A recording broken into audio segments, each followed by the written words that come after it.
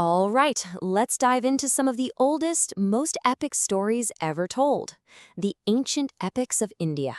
But we're not just going to treat them like dusty old myths. Oh no, we're looking at them as something else.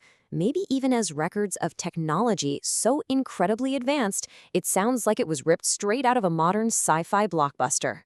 Now get this, that quote, it's not from some novel that came out last year. It's from the Ramayana, an epic poem that's thousands of years old, and it's describing these unbelievably sophisticated flying machines. And the thing is, the texts don't just mention them in passing, they describe them with a level of detail that is, frankly, mind-blowing. And that really brings us to the heart of the matter today. Were the ancient authors just brilliant storytellers with wild imaginations way ahead of their time? Or were they writing down a reality that we've completely forgotten, a time of incredible technological achievement? We're going to dig into what the texts themselves have to say, and you can make up your own mind.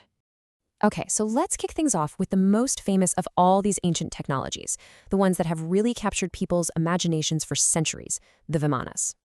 So, what is a Vimana? Well, the epics describe it as a double-deck, circular ship with portholes and a dome, and it apparently made a melodious sound as it flew. Sound familiar? Yeah, it sounds a whole lot like a classic flying saucer. But here's what's truly fascinating. The texts don't just talk about one generic flying machine. No, they describe an entire fleet of different models, each with its own specific design. And this is where it gets really wild. An ancient text on architecture, of all things, describes different types.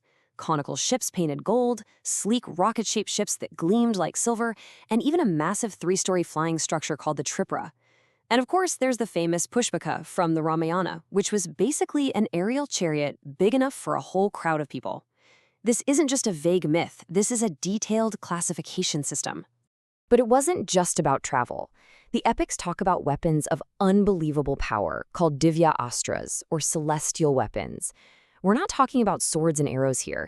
These things were activated by voice commands, mantras, and could unleash destruction on a scale that sounds terrifyingly modern.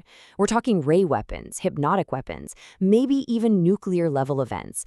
And here is the absolute kicker. The texts often say this tech, both the ships and the weapons, was designed by architects from so-called non-human tribes. So that leads us to a huge fork in the road. Was all of this incredible technology the product of a lost golden age of humanity, or did it come from somewhere or someone else entirely? You've got two big ideas here.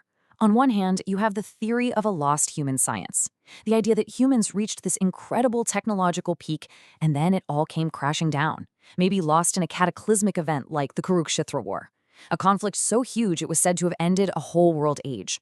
But the texts themselves often seem to contradict this. They explicitly give credit for this technology to architects like Vishwakarma of the Deva tribe and Maya of the Asuras, beings who are consistently and clearly described as non-human. And this is where the plot really thickens. Because if the source wasn't human, then who or what were they? To even begin to answer that, we've got to peel back a layer and completely rethink what the word alien even meant back then. You see, the ancient Indian world described in these epics was absolutely teeming with beings that the authors considered to be fundamentally different from themselves.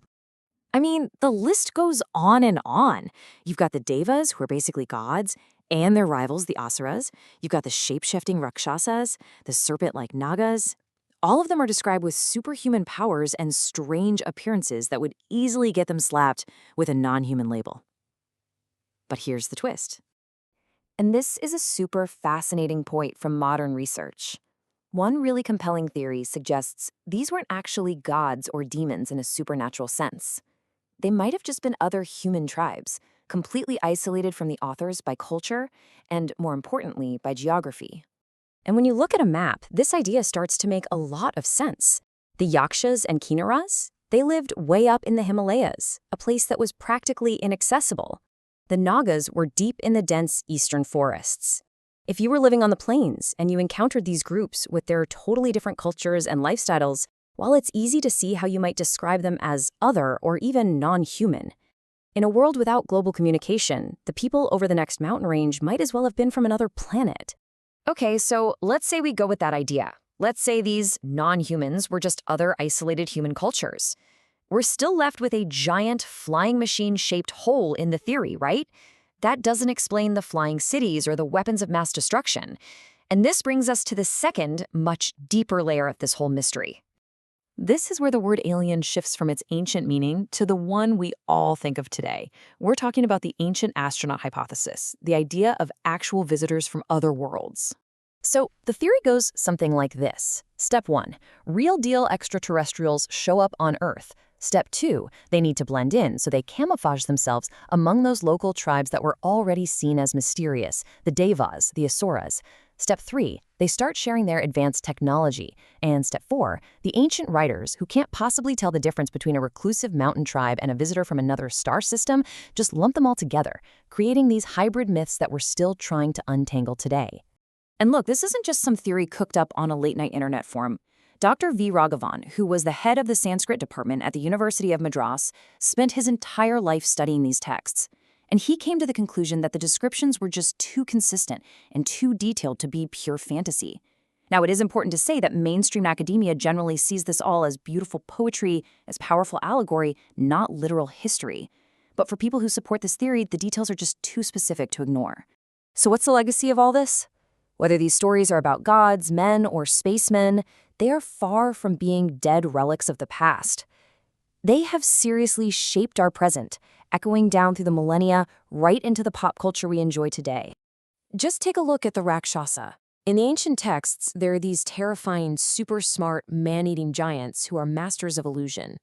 Now, fast forward a few thousand years to the role-playing game, Dungeons & Dragons, its Rakshasa is an animal-headed humanoid who's a master of, you guessed it, illusion and magic. The appearance changed a bit, but the mythological DNA is identical. That ancient monster is alive and well as a classic villain in a game people are playing right now. And you see this ripple effect everywhere. The idea of Vimanas has sparked a whole genre of Indian science fiction. The terrifying power of those celestial astras, that resonates so deeply today because it mirrors our own very real fears about nuclear war. And the whole idea of gods just being super advanced beings with amazing tech, that's a cornerstone of science fiction all over the world, like in the classic novel Lord of Light, which literally uses the Hindu gods as a caste of space colonists using technology to pretend they're divine. So, we're left with this question.